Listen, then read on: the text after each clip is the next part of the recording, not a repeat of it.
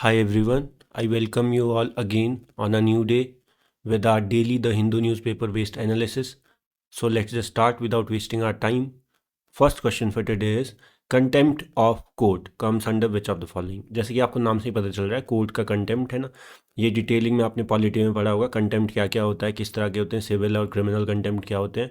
But simply यहाँ पे question बहुत सिंपल सा है, तो ए ऑप्शन डीपीएसपी ऑब्वियसली नहीं, डीपीएसपी में क्यों ही होगा, डीपीएसपी में वो चीज़ें होती हैं जो हम स्टेट से एक्सपेक्ट करते हैं ना। और फंडामेंटल ड्यूटीज़ में भी नहीं होगा ऑब्वियसली, है ना। It is in article 19 clause 2।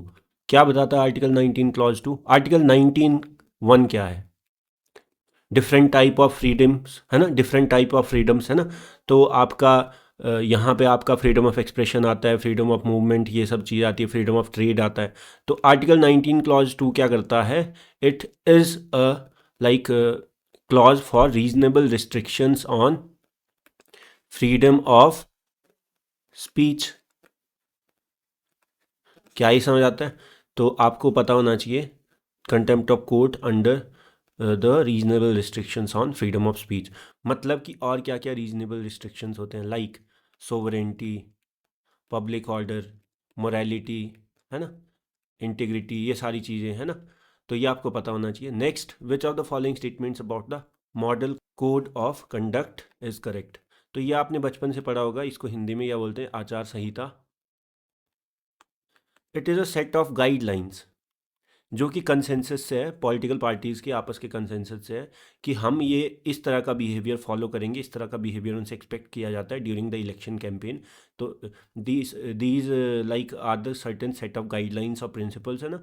तो ये आप एक्सपेक्ट करते हैं कि पॉलिटिकल पार्टीज़ और जो कंटेस्टिंग कैंडिडेट्स हैं वो फॉलो करेंगे during the election campaigning time, जब जब आपका इलेक्शन शेड्यूल अनाउंस होता है से लेकर आपका इलेक्शन का रिजल्ट अनाउंस होने तक, है ना। तो उतने दिनों में आपका ये कोड ऑफ कंडक्ट आपको पता होगा कि अप्लाई होता है ना।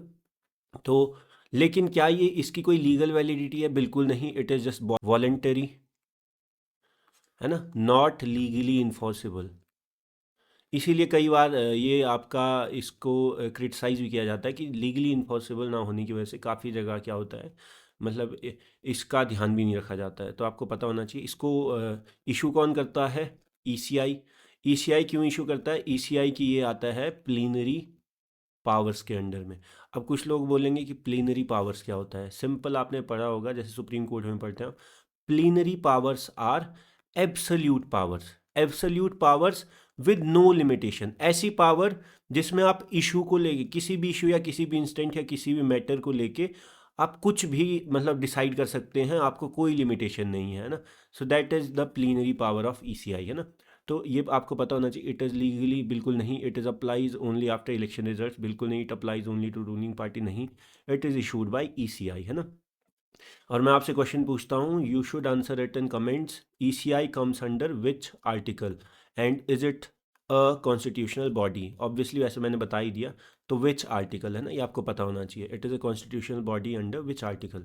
नेक्स्ट इज द COP30 जो आज से शुरू है, is being hosted in which country? It is back to Brazil, जहाँ से कॉप मीटिंग सब शुरू हुई थी by Rio earth summit of 1992, है ना। रियो डी जनेरो ब्राज़ील, यहाँ से आपका क्या हुआ था, हर साल यहाँ पे आपका UNFCCC फ्रेमवर्क साइन हुआ था, United nations framework convention on climate change. इसके बाद क्या हुआ, हर साल ये मिलते हैं कॉन्फ्रेंस ऑफ पार्टी, तो उसके बाद हर साल 1 2 3 ऐसे करके, समझ आता है आपको। तो ये हर साल इसके अंडर होता है। तो COP30 वापस ब्राज़ील में है, बेलेम ब्राज़ील। और किस मतलब आपका सिंपल सा क्वेश्चन था, है ना। और आपको ये भी पता होना चाहिए कि जब 1992 में आपका ये UNFCCC साइन हुआ था, साथ ही साथ दो और चीज़ें हुई थी, दैट इज़ एक हुआ था और कन्वेंशन, दैट इज़ UNCCD, एक हुआ था CBD। ये आपका United nations framework convention on climate change. इसी के बाद इसमें पेरिस एग्रीमेंट भी आता है ना, जो आपका ये UNFCCC साइन हुआ था, इसी के बेसिस पे आपका पेरिस एग्रीमेंट इसी फ्रेमवर्क में आपका 2015 में साइन भी हुआ था, आपको पता होगा, है ना। नेक्स्ट इज UNCCD, और ये आपको पता होगा united nations convention to combat with, है ना, डेजर्टिफिकेशन जो होता है कि कैसे डेजर्ट का एरिया जो है वो बढ़ता जा रहा है। और आपका डेजर्ट जो है जैसे बढ़ता जाएगा वो ग्रासलैंड्स या इन सब चीज़ों को ख़त्म करता जाएगा। CBD conventions on biological diversity, है ना। Next is the 1992 Rio earth summit led to the adoption of which of the following global environmental conventions. तो मैंने अभी बताया united nations framework convention on climate change एक, दूसरा united nations convention to combat with desertification, तीसरा conventions on biological diversity. ये 3 हुए थे, तो तीनों ही सही है ना।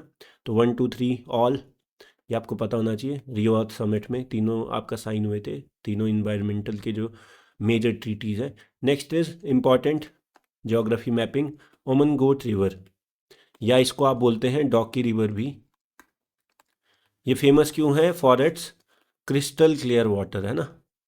Forest crystal clear water is a kind of a natural boundary between India and Bangladesh, ये आपको पता होना चाहिए, है ना। और ये क्यों न्यूज़ में है? बिकॉज इसको थ्रेट है ड्यू टू ये सारा जो भी आपका इंडस्ट्रियल डेवलपमेंट होता है, ये सारी चीज़ों की वजह से, है ना, पॉल्यूशन की वजह से। तो ये आपको पता होना चाहिए, इंडिया एंड बांग्लादेश, है ना। Next is which of the following statements about contempt of court. तो सबसे पहली बात आपको पता होना चाहिए कि जो कंटेम्प्ट ऑफ कोर्ट्स है that is not defined in the constitution, कि कंटेम्प्ट क्या होता है। तो इसके लिए एक स्पेसिफिक एक्ट लाया गया है to define it, that is contempt of courts act of 1971, जो बाद में आपका कंटेम्प्ट को 2 तरह से डिवाइड करता है, सिविल कंटेम्प्ट भी होते हैं और क्रिमिनल। सिविल नाम से पता चल रहा है जो ऑफेंस ज़्यादा मतलब खतरनाक ना हो, जो छोटा मोटा सा, जिसमें कोई क्रिमिनल ऑफेंस ना हो, जिसमें कोई क्रिमिनल पनिशमेंट ना हो।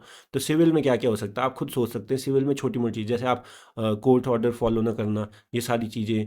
क्रिमिनल में आप जैसे कि क्लियर आप कोर्ट की अथॉरिटी को आप अंडरमाइन कर रहे हैं, वो सारी चीज़ें, है ना।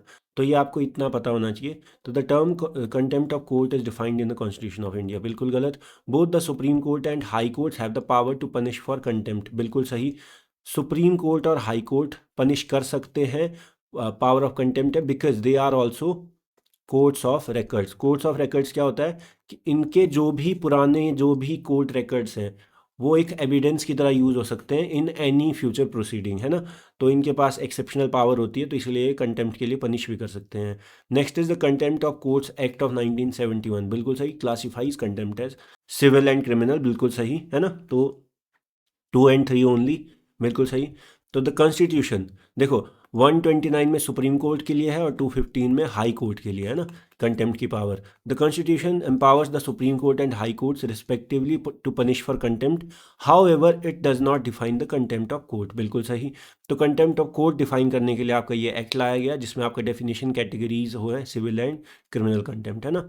अच्छा, एक और बात जो मैं आपको बताना चाहता हूँ, सुप्रीम कोर्ट जो है आर्टिकल 129 में जिसकी कंटेम्प्ट की पावर है और 215 में जो हाई कोर्ट की पावर है, सुप्रीम कोर्ट सिर्फ अपने कंटेम्प्ट के लिए पनिश कर सकता है, ना हाई कोर्ट के लिए, ना किसी और मतलब लोअर जुडिशरी के लिए। लेकिन हाई कोर्ट अपने भी plus lower judiciary subordinate courts जो होते हैं जैसे डिस्ट्रिक्ट कोर्ट्स, ये सब, तो इसके लिए भी आपका पनिश कर सकता है। तो हाई कोर्ट की जो कंटेम्प्ट ऑफ कोर्ट की जो पावर है, पनिशिंग पावर, थोड़ी ज़्यादा है ना, मतलब वाइड है, ठीक है। Next is the model code of conduct often seen in news is related to which of the following statements. It is a part of the RPA, बिल्कुल नहीं। आरपीए 1950, आरपीए 1951, तो लेकिन ये दोनों का ही पार्ट नहीं, बिकॉज मैंने क्या बोला, इट इज सिंपली अंडर आपका एक तरह की गाइडलाइंस होती हैं जो ईसीआई आपका इशू करता है under its plenary power. It is a set of guidelines, बिल्कुल सही, framed by the ECI to regulate the conduct of political parties and candidates. It is a state, बिल्कुल नहीं, है ना। It is a set of, बिल्कुल सही। The model code of conduct is not part of any law, ठीक है, neither RPA 1950 nor 1951। It is issued by ECI under its plenary powers, है ना, absolute powers, as a moral and procedural code to ensure free and fair elections. Next is with reference to courts of record in India, है ना। Courts of record कौन कौन है अभी ये बताया, ठीक है। Supreme court and high court, मतलब कि उनकी जो भी रिकॉर्ड हैं, कोर्ट रिकॉर्ड्स हैं, they can be used as evidence, और उनका जो भी जजमेंट्स होती हैं वो एक तरह से आपका जुडिशियल प्रेसिडेंट्स की तरह काम करती हैं, प्रेसिडेंट्स की तरह, है ना। ये आपको पता होना चाहिए। और साथ ही साथ आपको नेक्स्ट क्या पता होना चाहिए, supreme court only itself, high court plus lower judiciary, है ना, कंटेम्प्ट के लिए पनिश कर सकता है। और कोर्ट्स ऑफ रिकॉर्ड है, इसीलिए आपका ये कंटेम्प्ट के लिए पनिश भी कर सकता है। The supreme court and high courts are the courts of record, बिल्कुल सही, अंडर द कॉन्स्टिट्यूशन ही है, बिल्कुल सही। The records of such codes have evidentiary value, बिल्कुल, and can not be questioned in any court, बिल्कुल सही, ये इसीलिए तो है ना, इनके जो भी रिकॉर्ड्स हैं उनकी एक वैल्यू होती है evidentiary. The primary reason they are called courts of record is because their decisions have a value of judicial precedent for future cases, बिल्कुल सही। प्रेसिडेंट क्या होता है कि आप फ्यूचर केसेस में पिछली जजमेंट को रेफर करके बोल सकते हैं कि उसमें ऐसा बोला गया था तो इसलिए यहाँ भी ऐसा ही होगा, ठीक है, ये आपको समझ आना चाहिए। डी बिल्कुल सही, तीनों सही है, ठीक है। तो article 129 declares the supreme court as a court of record, article 215 also does for high court, इसीलिए इनको कंटेम्प्ट की पावर भी है। तो कोर्ट ऑफ रिकॉर्ड क्या होता है, its records and judgments have evidentiary value, evidence की तरह यूज कर सकते हैं, and can not be questioned in any court, है ना। और इनके डिसीजंस क्या करते हैं, act as judicial precedents for lower courts in future like judgments, है ना, future application. This power is also, courts of record होने की पावर जो है is link to their ability to punish for contempt, है ना, ये आपको पता होना चाहिए। Next, with reference to contempt powers of constitutional courts in India, constitutional courts मतलब कि कॉन्स्टिट्यूशन के हिसाब से जो है that is supreme court and high court, है ना, court of records. The supreme court can punish for contempt of itself and of subordinate courts, बिल्कुल गलत। सुप्रीम कोर्ट के लिए मैंने क्या बोला, उल्टा है, फॉर इटसेल्फ ओनली। रिट के लिए देखा है ना आपने, रिट के लिए सुप्रीम कोर्ट की सिर्फ किसके लिए आपका मतलब रिट इशू कर सकता है, फंडामेंटल राइट वायलेशन, लेकिन हाई कोर्ट आपका लीगल फंडामेंटल सबके लिए, है ना। तो कहीं ना कहीं सेम यहाँ भी वैसा ही है कि वाइड पावर्स हैं हाई कोर्ट की, high court plus subordinate courts, है ना। तो ये स्टेटमेंट गलत है। तो और जो सेकंड है, फर्स्ट तो गलत हो गया, सेकंड है the high court can punish for contempt of itself and of court subordinate to it, बिल्कुल सही, है ना। तो सुप्रीम कोर्ट सिर्फ अपने लिए, हाई कोर्ट अपने लिए प्लस लोअर कोर्ट, है ना। सुनने में अजीब लगेगा लेकिन ऐसा ही होता है, हाई कोर्ट की पावर वाइड है। सेम यहाँ भी होता है, जैसे सुप्रीम कोर्ट आपका रिट में, रिट जब आप अंडर आर्टिकल 32, है ना, आप जब रिट की बात करते हैं तो रिट सुप्रीम कोर्ट सिर्फ आपका फंडामेंटल राइट्स के लिए जो है देखता है ना, ठीक है, मतलब इशू कर सकता है। लेकिन हाई कोर्ट आपका fundamental rights plus any legal right, है ना, तो ये आपको पता होना चाहिए, ठीक है। तो रिट आपका जैसे सुप्रीम कोर्ट 32 में और हाई कोर्ट 226 में, है ना, तो ये आपका टू ओनली होगा, समझ आता है। So that's all for the day. आज बहुत सारे अच्छे अच्छे कॉन्सेप्ट थे, अच्छे अच्छे डिटेल्ड, जिसे मैं बोल सकता हूँ यूपीएससी लेवल जो माइन्यूट एक कोर अंडरस्टैंडिंग चाहिए होती है, वैसे कंसेप्ट्स थे। And I hope you all like my video. So if you like the video, do like it, comment on it, and share it, and subscribe to the channel. I will see you all in the next video with some new core concepts. ठीक है, thank you so much.